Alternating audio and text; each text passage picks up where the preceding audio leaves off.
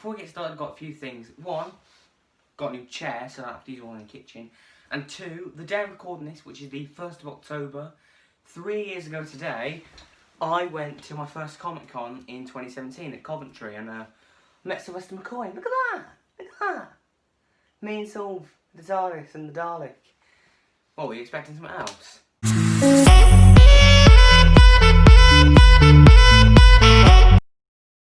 Hello everyone, Clacker the Geek here. Welcome back to a brand new video, and today we're continuing the Doctor Who ranking series with Series 8. I cannot believe we're on the Capaldi era already. So this series was the first series for Peter Capaldi as the 12th Doctor and Stephen Moffat's 4th as showrunner. Now Series 8 is an odd one because I never know whether I like it or not. It's been like Series 2, right? It's got some of the same problems, you know, like quite a few bad episodes, a companion I don't like Clara in the series, you know, with the Danny Pink stuff and her moaning the Doctor constantly. Really don't like that. But I think what pushes it over the edge and make it better than Series 2 for me is Capaldi. I'm not a fan of Tennant in Series 2, but I adore Capaldi in Series 8. His no-nonsense attitude, he's very stripped back, it's refreshing, you know, his darker take on the Doctor. And this series feels a lot darker and more rough around the edges, and that's what I like about this series. It's not a great series, but there's stuff I like about it. So, we're going to be ranking all episodes from this series from worst to best. Let's get to it. Oh wait, he still has Matt Sonic in this series. Number 11, In the Forest of the Night. This episode is the very definition of pointless. The only good thing about the story is Capaldi. The rest of it is absolutely terrible. There's just absolutely nothing interesting. There's no threat here. It's literally just trees appear on the earth, a solar flare happens, the trees... There's nothing. There is absolutely nothing to the story. There's no threat, no interest. The annoying children, they're just... Oh, it's such a cringe-worthy episode and one that I never want to rewatch ever. Number 10, Kill the Moon. This is another episode that I just properly hate. Capaldi's great as usual and the germ spiders are quite creepy. That's about it. The main reason I just hate this story is the revelation that our moon is an egg. The moon is an egg? That is just pathetic. Like, how does an audience believe that the moon, which we know so much about because we've been studying it for hundreds of years, is an egg, and that in 30 years' time it's gonna hatch a bloody space dragon? How are you meant to take that seriously? This whole the moon is an egg thing, it's used for the abortion message, you know, the political message. And it's honestly, it's so one-sidedly written.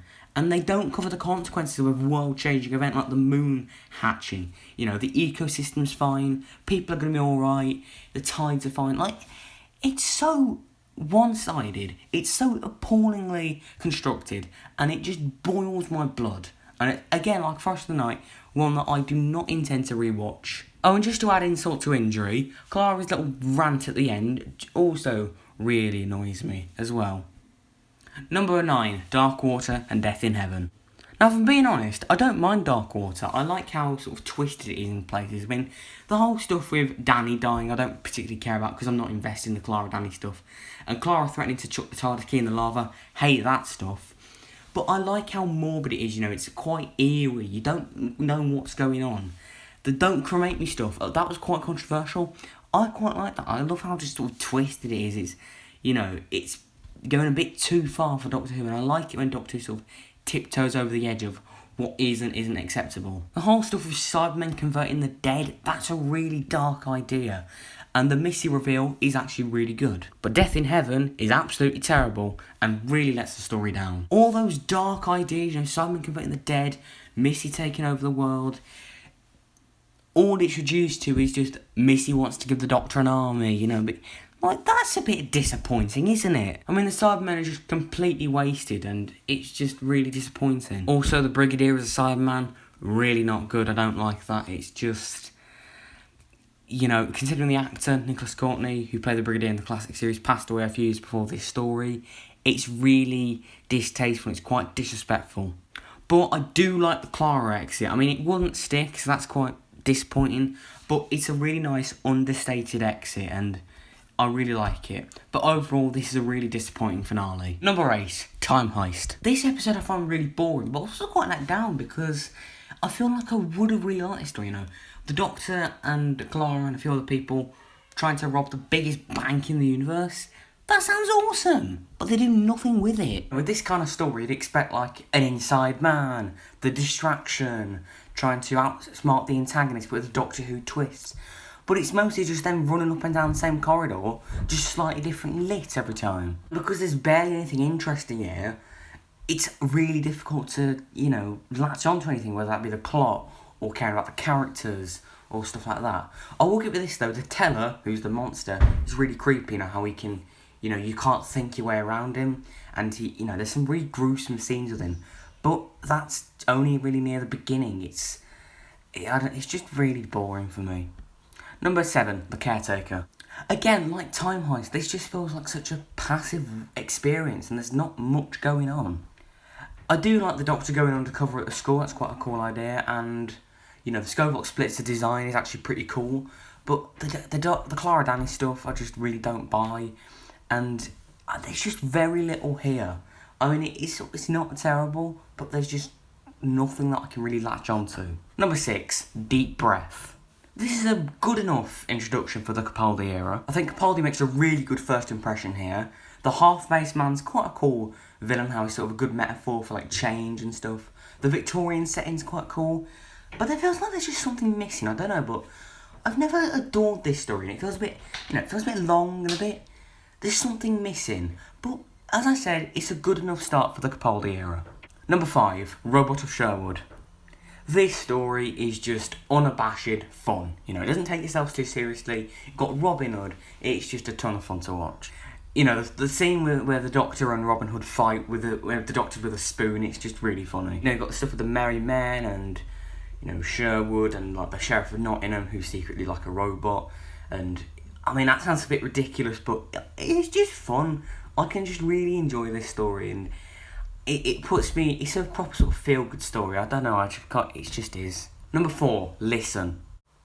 This story is just really weird. It's a bit like Ghostlight from the 7th Doctor. It's so weird, trippy and bizarre, and that's what I like about it. I like how it's really weird and strange. It's directed incredibly well. It's very atmospheric, and there's an air of sort of uneasiness about it. The whole stuff with, you know, the young Danny Pink and, you know, not seeing the monster, it's really creepy. And the whole sort of metaphor of, like, you know, fear is a superpower, fear makes companions of us all, is a really interesting idea, and I really like it.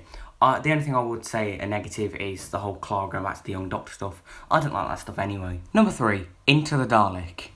Easily my favourite modern Dalek story, barring the Christopher Eccleston ones. It's very well shot and really well directed. The Daleks are really powerful, you know, killing a lot of people in the story, and that's something that was pretty much absent from the Moffat era Dalek stories. Nick Briggs does some of his best voice work as the Daleks on TV at least. Some really good characters in this story, and Rusty as an individual Dalek is really interesting, I think. I find him a nice sort of metaphor for this new Doctor, as although he wants to kill the Daleks and destroy them, that doesn't necessarily make him good, and that reflects this new darker Doctor, how he's sort of morally ambiguous. I like that metaphor, and I think it's really good when you view it through that lens. Number 2, Flatline. This is a genuinely brilliant, creative and inventive bit of sci-fi, and I love it to bits. The stuff with the TARDIS shrinking, the boneless, Clara actually being used effectively in the story. You know, there's some really good side characters like Riggsy, he's a really cool character, and it's just a really great watch. It's got so much tension in it, genuinely feels like they're not going to get out of this situation alive. And then the Doctor comes back with the man that stops the monsters scene. It's just, oh, I love it to bits. Number 1, The Mummy on the Orient Express. This is a fantastic story and one of Capaldi's best. Setting of the Orient Express train, but with a sci-fi twist with it, is just so Doctor Who. Instead of it being a murderer, it's an alien mummy. That's just so creepy. The Foretold is such a creepy, haunting monster. Really good side characters, especially Perkins, played by Frank Skinner. He's really good in this. And the Doctor's brilliant, you know. He may seem questionable, but by the end, you know that he's been doing this for the greater good. And I bloody love it.